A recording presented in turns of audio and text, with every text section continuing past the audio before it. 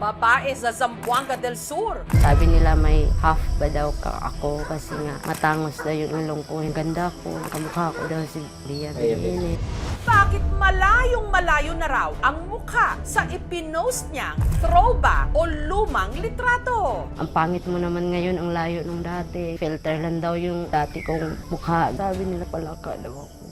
Pangit ka. Pray ko pa rin hanggang ngayon po na sana maibalik po yung dating ako.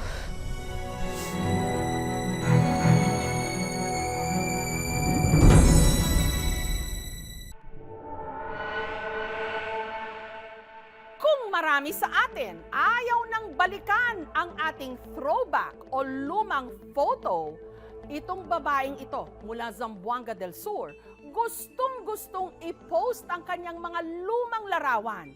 Pero siya'y inintriga dahil ang itsura niya noon ibang-iba sa itsura niya ngayon. Bakit kaya?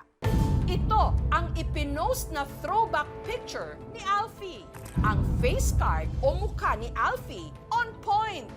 Matangos ang ilong, mapupungay ang mga mata, at ang kanyang kutis, porselana. Pero ang throwback photo niyang ito, inulan ng mga masasamang komento. Ilong pa lang ang layo na.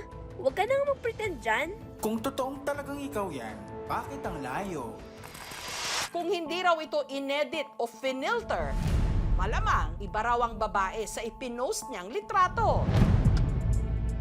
Si Alfie kasi, malayong-malayo raw ang itsura sa di umano kanyang throwback picture. Ito kasi si Alfie ngayon. Medyo iba ang ilong, malapad ang mukha, at may pekla sa bandang noo. Picture nga ba ng ibang babae ang kanyang ginamit pang throwback? Dito sa bayan ng Ramon Magsaysay sa Zamboanga del Sur, naka-face-to-face ng aming team si Alfie. Giit niya ang babae sa kanyang throwback photo at siya iisa. Ito po yung mga pictures ko po dati po. Tatanong nyo rin po bakit maliit po yung kilay ko kasi bagong ahit po yan ng ate ko. At ang kanyang patunay, ang kaparehong damit na suot niya sa nag-viral na litrato. Sa mga hindi po naniniwala sa akin, ito po yung pruweba ko, mga damit na sinusuot ko po dati. Ito din po, itong pangalawa na damit ko.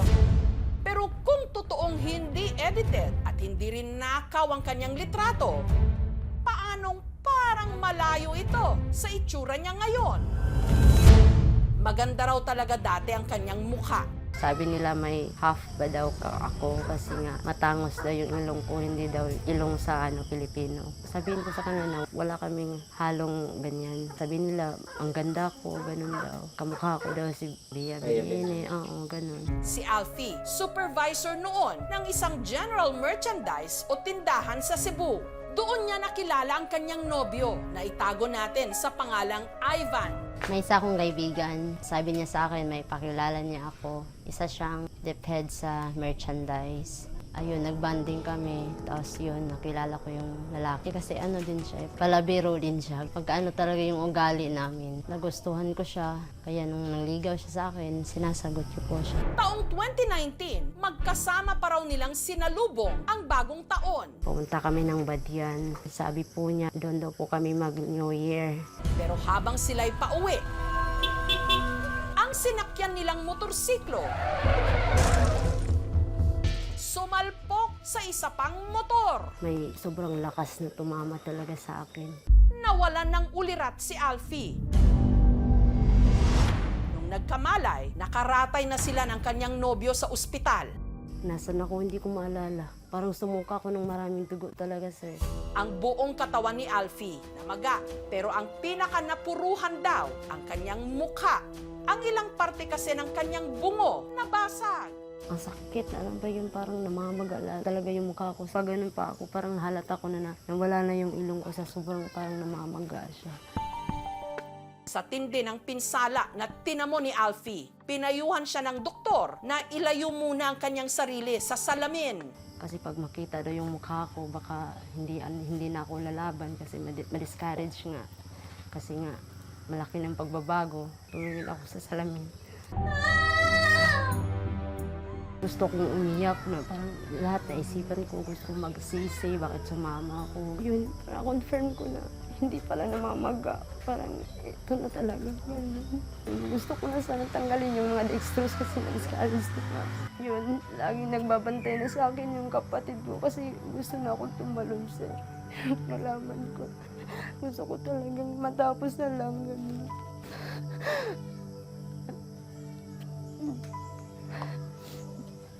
Pero ang isa pa raw sa ikinasasama ng loob niya, ang paratang ng iba na ang nangyari sa kanya, karma. Ang nobyo kasi niya nakasama niyang naaksidente, nung nasa ospital na lang daw sila, nadiskubre ni Alfie na may una na pala itong kinakasama at buntis din ito. Naghiwalay kami ng walang usapan. Sasaktan ako dun sa part na yun, pero yun na nga nangyari. Na-confirm ko na din na may asawa nga siya. Masakit pero kailangan natanggapin. At hindi talaga ako naniniwala na nakarma ako. Wala kasi akong alam. Parang gano'n, niloloko niya ako. Pero kung may umalis, meron naman daw bumalik. Ang naging kasakasama raw kasi ni Alfie habang nagpapagaling sa mga tinamo niyang sugat at nawasak din niyang puso ang ex-boyfriend niya na itago natin sa pangalang Emilio. Na-appreciate ko yung wala na kami tapos pumunta siya ng ospital. Si Alfie, sumailalim sa ilang operasyon at sa mga panahong yon, hindi raw nawala sa tabi niya si Emilio. Makalipas ang ilang buwan, ang mga sugat ni Alfie tuluyan ang naghilom, pero ang kanyang mukha hindi na bumalik sa dati. Inalok naman daw siya ng doktor na pwedeng maibalik sa dati ang kanyang itsura sa pamamagitan ng reconstructive surgery, pero hindi kaya ni Alfie ang gastos. Pinalabas kami kasi yun nga, hindi kami makalikom ng pera na 150 yung cash para sa doktor. Dahil sa nangyari, bumaba tuloy ang kumpiyansa niya sa sarili. Nag-resign din siya sa trabaho. 3 taon ako doon halos hindi nagpapakita kahit sino. Yung ibang pamilya ko, lalo na yung mama ko, hindi talaga niya alam ang ano talagang sitwasyon ko. Iyan na talaga ako sa mukha ko. Hindi ko talaga matanggap ng time na yun. Kasi talaga ang pangit talaga.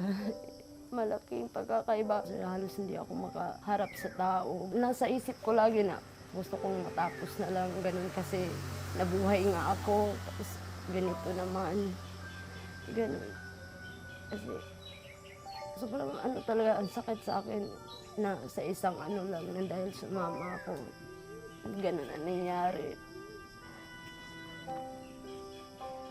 Kalaunan, nagsama sina Alfie at Emilio. Bumuo sila ng pamilya. Sa halip na mag-ipon para sa pagpaparitoke, inuna nila ang pangangailangan ng 3 na nilang mga anak. Taong 2023, si Alfie nagdesisyong umuwi ng Zamboanga kasama ang kanyang mag-aama. Yung mata niya parang naduling. Iba na talaga yung mukha niya. Hindi ko masabi sa kanya na pangit ko na talaga. Kasi hinihilak na po ko. Siguro, makakita ko sa iyang dagoy sa dalaga pa siya.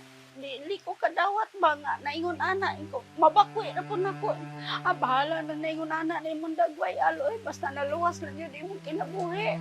Naramdaman ko talaga na hindi siya maniwala sa ako na yung sa harap niya. Nag-hug na kami, ganun. Parang na-confirm niya ako na talaga. Kung kailan unti-unti nang binubuo ni Alfie ang kanyang buhay at sarili matapos ang aksidente, saka naman daw ang mister niyang si Emilio nawala na parang bula. Nung matagal na binablock na niya kami, sir, para hindi ko siya makontak. Pag nangangailangan kami, lalo na pag may sakit yung mga bata, kumukontak ako dun sa kapatid niya. Si Alfie tumutok na lang sa mga tungkulin niya bilang ina at mag-isang itinaguyod ang kanyang mga anak sa pamamagitan ng paggawa ng videos online. French fries. French fries. Fit din sa akin kasi nasa bahay lang ako, nagbabantay ng mga anak ko. Nung una, ilang daw siyang magpakita ng mukha. Lagi na ako lang susuot ng mask. Ayokong may mga taong may sabi nila sa akin na tanggalin mo yung mask mo, tingnan natin yung mukha ko. Hindi nga ako nagpapakita kasi yun nga, parang makita mo talaga sa mukha niya, parang matawa sila, ganun. hanggang naglakas loob siyang ipakita kung sino siya. Hello guys, mayong to. Ako mga kauban, walain, antulo. Mula kami mag-meeting mi sa amuang purok. Sige, bye! Nasasawa na rin ako na lagi nagtatago. Kinunan ko na lang ng lakas ang mga anak ko. Hanggang ipinost na niya ang kanyang throwback photo na inulan na nga ng pambabatikos. Sabi nila sir na palaka daw ako. Pangit ka. Wala talaga akong maisip na may nagawa akong malaking kasalanan kay Lord. Pinipray ko pa rin hanggang ngayon po na sana maibalik po yung dating ako. Hindi po yan nawawala sa prayer ko, pero kung hindi naman talaga ibibigay ni Lord, tanggap ko naman po sa sarili ko. Kaya sinamahan siya ng aming team sa isang surgeon. Pero may pag-asa pa bang maibalik sa dati ang kanyang mukha? 100% hindi niya talaga maibabalik sa dati. But we can improve, we can augment, and we can enhance the current facial structures of the patient. Yung una nating pwedeng gawin is to augment yung nose niya, which is yun yung primary concern ng pasyente. We can do a rhinoplasty. Another procedure would be kumukuha ng autologous fat from a donor site, which is the stomach or the thigh or the arms, tapos ito-transplant siya, no? Or ito-transfer siya sa face ng pasyente to volumize yung mid-face niya.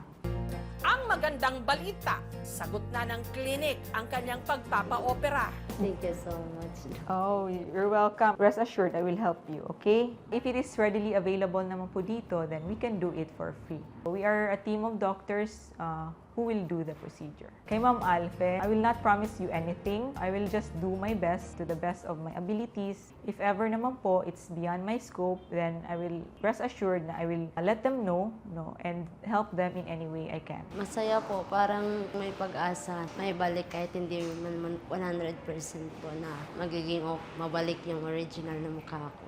Handa na po ako sa gagawing proseso po ni Doc. Sana po maging successful po.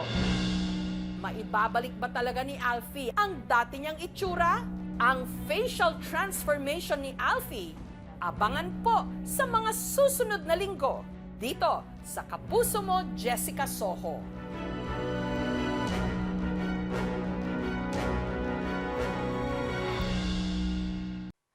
Thank you for watching, mga kapuso. Kung nagustuhan niyo po ang videong ito, subscribe na sa GMA Public Affairs YouTube channel. And don't forget to hit the bell button for our latest updates.